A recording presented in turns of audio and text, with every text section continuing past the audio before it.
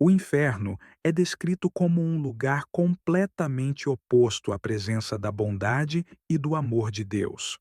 O inferno é frequentemente apresentado como um aviso destinado a nos ensinar a importância de escolher uma vida alinhada aos caminhos de Deus. O próprio Jesus falou sobre o inferno mais do que qualquer outra pessoa. Ele o descreveu como um lugar de choro e ranger de dentes onde o fogo nunca se apaga. É um lugar destinado ao diabo e seus anjos, mas também para aqueles que se afastam de Deus e escolhem não seguir o caminho do amor e da retidão. Um dos nomes para o inferno que Jesus usou é Gina.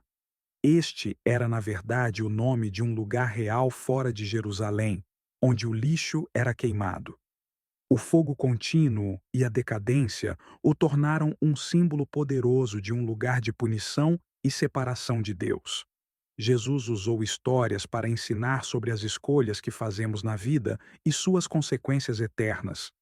Ele falou sobre um homem rico que vivia apenas para si mesmo e acabou no inferno, um lugar de tormento depois que morreu, incapaz de cruzar para o lado reconfortante, onde um homem pobre chamado Lázaro descansava no céu. Esta história nos conta a realidade do inferno e a importância de viver uma vida de compaixão pelos outros. O apóstolo Paulo também alertou sobre as consequências de rejeitar o amor de Deus e escolher um caminho para longe dos ensinamentos de Deus, descrevendo-o como destruição sem fim, longe da presença do Senhor, na visão de João do julgamento final.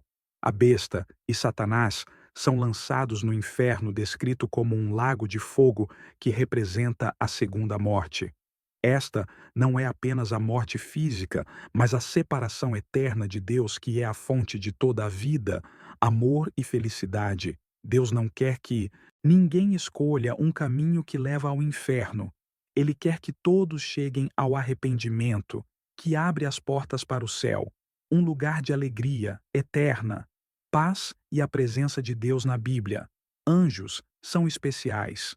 Como os anjos se parecem na Bíblia, mensageiros de Deus, eles aparecem em momentos importantes para entregar mensagens, fornecer orientação ou oferecer proteção.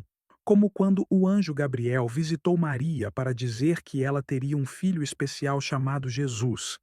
Existem muitos anjos diferentes e nem todos parecem iguais. Alguns anjos quase parecem pessoas comuns, como quando os anjos visitaram Abraão para contar a ele sobre seu futuro filho Isaque, ou quando dois anjos foram ajudar Ló na cidade de Sodoma. Eles pareciam homens normais. As pessoas podiam falar com eles sem perceber imediatamente que estavam falando com anjos. Mas há outros anjos que parecem extraordinários, longe dos seres humanos normais, como na visão de Daniel, onde ele vê um anjo que se parece com um homem vestido de linho com um cinto de ouro puro em volta da cintura. Seu corpo era como uma pedra preciosa, seu rosto como um relâmpago, seus olhos como tochas flamejantes, seus braços e pernas como bronze polido, ou quando John teve uma visão na ilha de Patmos, onde viu um anjo descendo do céu, envolto em uma nuvem com um arco-íris sobre sua cabeça. Seu rosto era como o sol, e suas pernas eram como pilares de fogo. Este anjo era tão brilhante e poderoso que mal conseguia olhar para sua luz deslumbrante. Alguns anjos até tinham várias asas, como o serafim visto pelo profeta Isaías. Ele ficava acima do trono de Deus com 6 asas, 2 que cobriam seus rostos, 2 que cobriam seus pés, e 2 com as quais voavam. E os querubins vistos pelo profeta Ezequiel tinham 4 asas e muitos rostos: um rosto humano, um leão no lado direito, um boi no lado esquerdo e uma águia, fazendo com que parecessem diferentes de tudo na terra. Embora esses anjos possam parecer um pouco assustadores, eles geralmente começam suas mensagens com "não tenha medo". Eles não estão aqui para assustar as pessoas, eles estão aqui para trazer boas notícias. Moisés foi chamado por Deus para liderar os israelitas para fora da escravidão egípcia, Ele confrontou o faraó com a ordem de Deus: "Deixe meu povo ir." E Deus trabalhou por meio de Moisés para trazer 10 pragas ao Egito, incluindo transformar o rio Nilo em sangue, enviar enxames de gafanhotos e a morte dos primogênitos em todas as famílias egípcias. Moisés abriu o Mar Vermelho, permitindo que os israelitas escapassem do exército do faraó, e mais tarde recebeu os 10 mandamentos de Deus no Monte Si. Muito depois de Moisés, os israelitas se esqueceram de Deus e começaram a adorar estátuas. Então Deus enviou Elias a todos do poder de Deus. Elias desafiou os profetas de um Deus falso chamado Baal. Eles sacrificaram touros no Monte Carmelo. E Elias invocou o fogo do céu para consumir seu sacrifício, provando o poder de Deus sobre os profetas Baal. Durante esse tempo não chovia há 3 anos, e tudo estava queimado e seco. Mas depois da vitória de Elias no Monte Carmelo, ele orou, e a chuva caiu do céu, acabando com a seca. Elias nunca morreu. Ele foi levado ao céu em uma carruagem de fogo, mostrando seu lugar especial no reino de Deus. Elias teve um aluno chamado Eliseu. Eliseu realizou mais milagres registrados do que qualquer outro profeta. Ele purificou um poço envenenado, multiplicou o óleo de uma viúva para salvá-la da morte e até ressuscitou um menino dos mortos. Eliseu também curou Namom, comandante do exército sírio de lepra, mostrando o poder de Deus para curar e salvar. Depois que Eliseu se foi, durante um momento perigoso na história de Israel, um novo profeta chamado Isaías surgiu.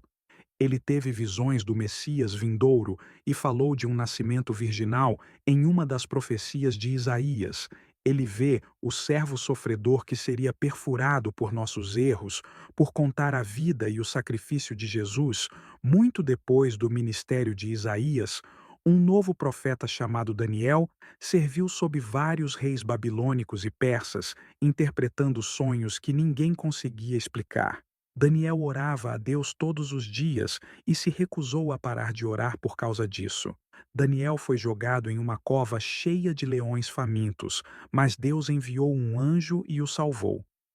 Daniel também teve visões de eventos futuros, incluindo a vinda do Messias e o fim dos tempos. Esses profetas eram poderosos não por causa de sua própria força, mas por causa de sua profunda fé e obediência a Deus. No princípio, Deus criou o mundo em apenas 6 dias. Ele fez o sol, a lua, as estrelas, a terra e os oceanos, plantas, animais. E finalmente humanos. Ele chamou tudo de bom. Mas os humanos eram especiais, porque eles podiam falar com Deus, amor e fazer escolhas. Deus fez um lindo jardim para os primeiros humanos, Adão e Eva. Eles podiam comer de qualquer árvore, exceto uma, a árvore do conhecimento do bem e do mal. Deus os avisou que comer desta árvore faria coisas ruins acontecerem, mas uma cobra sorrateira, a mais esperta de todas as criaturas que Deus havia feito, os enganou para comer a fruta quando eles comeram. Tudo mudou. Eles perceberam que estavam nus e se sentiram envergonhados porque não ouviram dor, tristeza e morte. Vieram ao mundo, e Deus os expulsou do jardim. Mas Deus não os deixou sem esperança. Ele fez uma promessa: um dia alguém especial viria para consertar tudo e trazê-los de volta para ele por muitos e muitos anos. O povo de Deus esperou por esta promessa. Esta promessa foi passada de geração em geração por heróis da fé, como Noé, que construiu um enorme barco para salvar sua família e animais do grande dilúvio. Abraão, que deixou sua casa porque confiou na promessa de Deus. Moisés, que tirou o povo de Deus da escravidão no Egito, e Davi, um jovem que derrotou um gigante e se tornou um rei.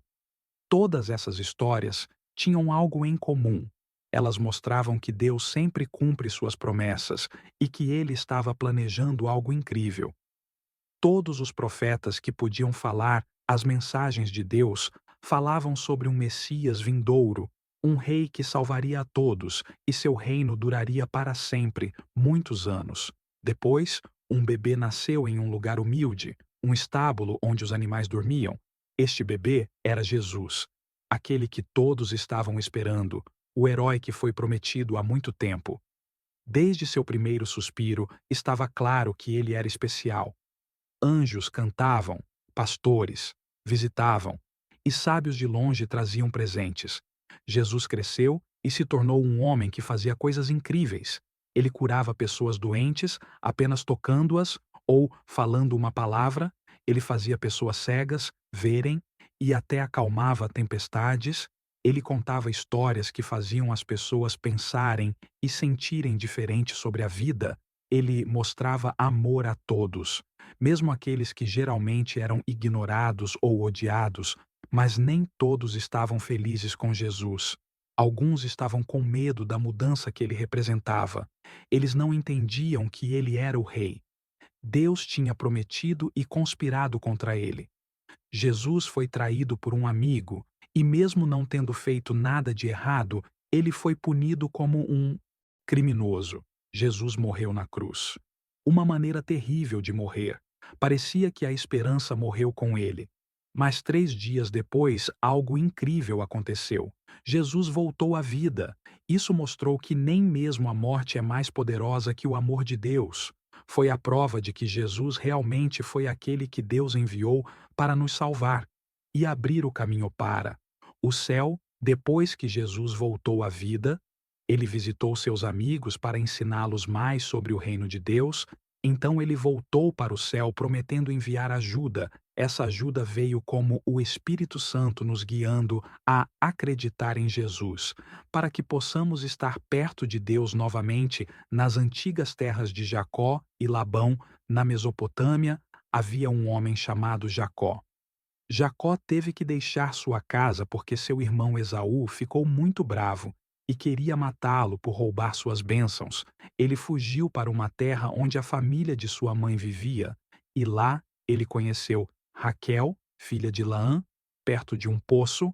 Jacó se apaixonou por Raquel no momento em que a viu e chorou porque estava tão feliz que queria se casar com ela, tanto que prometeu ao pai de Raquel, Laã, que trabalharia para ele por 7 anos, mas Laã era um homem sorrateiro e tinha outros planos. O tempo passou rápido para Jacó porque ele amava muito Raquel, mas no dia do casamento, 7 anos depois, Laã enganou Jacó, dando a ele Lia, a irmã mais velha de Raquel, como sua esposa. Jacó não percebeu até a manhã seguinte e ficou muito triste e ainda apaixonado por Raquel. Lã disse a Jacó que ele fez isso por causa de uma regra de que a irmã mais velha deveria se casar primeiro. Ele então disse a Jacó que ele também poderia se casar com Raquel se ele trabalhasse mais 7 anos. Jacó, ainda muito apaixonado por Raquel, concordou em trabalhar mais. Embora Jacó se sentisse enganado, ele não desistiu. Ele trabalhou mais 7 anos para se casar com Raquel. Durante esse tempo, Laã tentou tornar as coisas ainda mais difíceis para Jacó. Ele continuou mudando o quanto ele iria pagar a ele, fazendo isso 10 vezes. Mesmo assim, Jacó continuou trabalhando duro.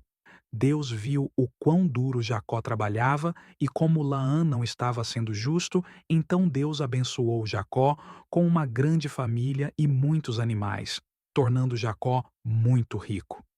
Isso deixou Labão e seus filhos com ciúmes e raiva. Jacó percebeu que era hora de partir porque ele não estava mais seguro perto de Lã e seu filho. Ele pegou sua família e animais e deixou Lã perseguido porque ele sentiu que Jacó tinha se aproveitado dele.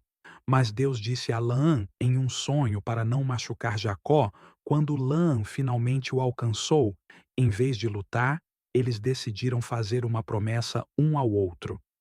Para não causar danos, eles montaram uma pilha de pedras para lembrar de sua promessa e a chamaram de Mispa, e concordaram em ficar em seus próprios lados. Lã disse adeus às suas filhas e netos. Então, Jacó e sua família seguiram seu caminho. Eles nunca mais se viram no começo, quando Eva e a serpente. O mundo era novo. Deus fez um lindo jardim chamado Éden. Aqui, Deus colocou Adão e Eva, as duas primeiras pessoas a cuidar dele. O jardim era um lar perfeito, cheio de plantas e animais maravilhosos. E Adão e Eva podiam comer o fruto de todas as árvores, exceto uma. Deus disse a eles para não comerem da árvore do conhecimento do bem e do mal. Um dia, enquanto Eva caminhava no jardim, uma serpente astuta e sorrateira falou com ela. Esta não era uma serpente comum, porque ela podia falar, e era mais astuta do que qualquer outro animal. Deus fez a serpente e perguntou a Eva: Se Deus realmente disse, você não deve comer de nenhuma árvore do jardim. Eva respondeu: Que podemos comer frutas das árvores do jardim, mas Deus disse que você não deve comer frutas da árvore que está no meio do jardim, e você não deve tocá-las. Ou você morrerá a serpente querendo enganar Eva.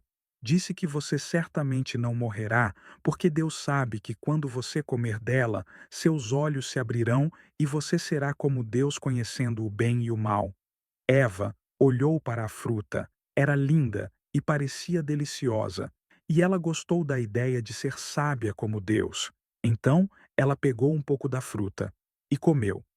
Ela também deu um pouco para Adão, que também comeu. Assim que comeram a fruta, algo mudou. Eles de repente ficaram com medo e se esconderam quando ouviram Deus caminhando no jardim. Mas Deus sabia o que tinha acontecido. Ele perguntou a Adão e Eva sobre isso, e eles admitiram comer a fruta, mas culparam a serpente e um ao outro por causa do que fizeram. Deus disse que as coisas seriam mais difíceis para eles. Fora do jardim, eles teriam que deixar o Éden e a vida não seria mais perfeita. Mas Deus também fez roupas para eles de animais, peles, mostrando que ele ainda se importava com elas. A serpente também foi punida, ela foi expulsa do jardim e amaldiçoada a rastejar em sua barriga e ser inimiga dos humanos a partir de então.